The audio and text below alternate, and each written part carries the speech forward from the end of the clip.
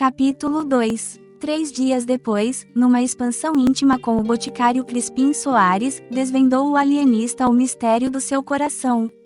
A caridade, Sr. Soares, entra de certo no meu procedimento, mas entra como tempero, como o sal das coisas, que é assim que interpreto o dito de São Paulo aos Coríntios: se eu conhecer quanto se pode saber, e não tiver caridade, não sou nada. O principal nesta minha obra da Casa Verde é estudar profundamente a loucura, os seus diversos graus, classificar-lhe os casos, descobrir enfim a causa do fenômeno e o remédio universal. Este é o mistério do meu coração. Creio que com isto presto um bom serviço à humanidade. Um excelente serviço, corrigiu o boticário. Sem este asilo, continuou o alienista, pouco poderia fazer. Ele dá-me, porém, muito maior campo aos meus estudos. Muito maior, acrescentou o outro. E tinha razão. De todas as vilas e arraiais vizinhos afluíam loucos à Casa Verde. Eram furiosos, eram mansos, eram monomaníacos, era toda a família dos deserdados do espírito.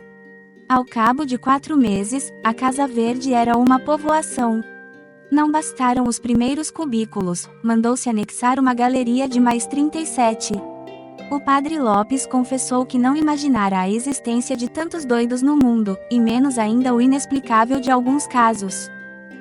Por exemplo, um rapaz bronco e vilão, que todos os dias, depois do almoço, fazia regularmente um discurso acadêmico, ornado de tropos, de antíteses, de apóstrofes, com seus recamos de grego e latim, e suas borlas de Cícero, Apuleio e Tertuliano.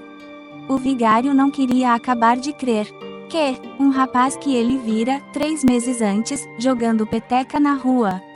Não digo que não, respondia-lhe o alienista, mas a verdade é o que vossa reverendíssima está vendo. Isto é todos os dias. Quanto a mim, tornou o vigário, só se pode explicar pela confusão das línguas na Torre de Babel, segundo nos conta a Escritura. Provavelmente, confundidas antigamente as línguas, é fácil trocá-las agora, desde que a razão não trabalhe. Essa pode ser, com efeito, a explicação divina do fenômeno, concordou o alienista, depois de refletir um instante, mas não é impossível que haja também alguma razão humana, e puramente científica, e disso trato.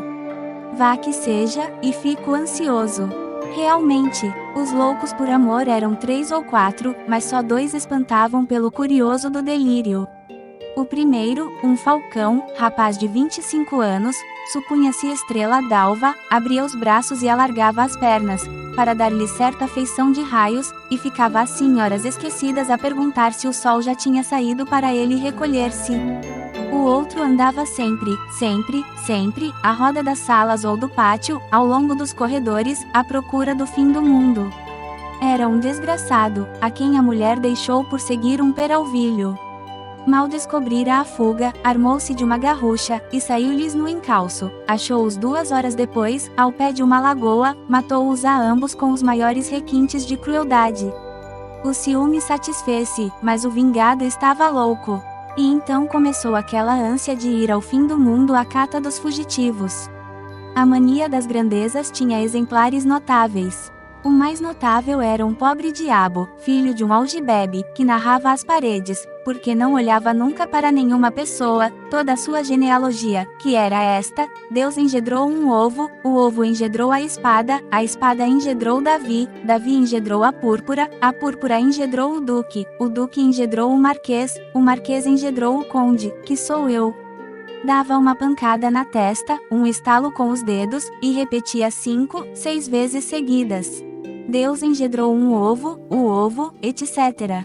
Outro da mesma espécie era um escrivão, que se vendia por mordomo do rei, outro era um boiadeiro de Minas, cuja mania era distribuir boiadas a toda a gente, dava 300 cabeças a um, 600 a outro, 1.200 a outro, e não acabava mais.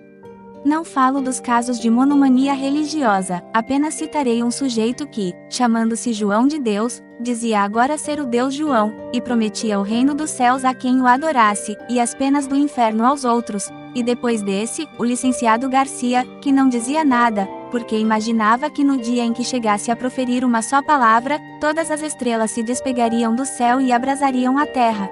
Tal era o poder que recebera de Deus. Assim o escrevia ele no papel que o alienista lhe mandava dar, menos por caridade do que por interesse científico.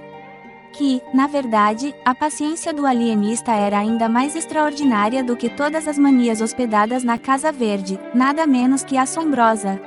Simão Bacamarte começou por organizar um pessoal de administração, e, aceitando essa ideia ao boticário Crispim Soares, aceitou-lhe também 2 sobrinhos, a quem incumbiu da execução de um regimento que lhes deu, aprovado pela Câmara, da distribuição da comida e da roupa, e assim também da escrita, etc.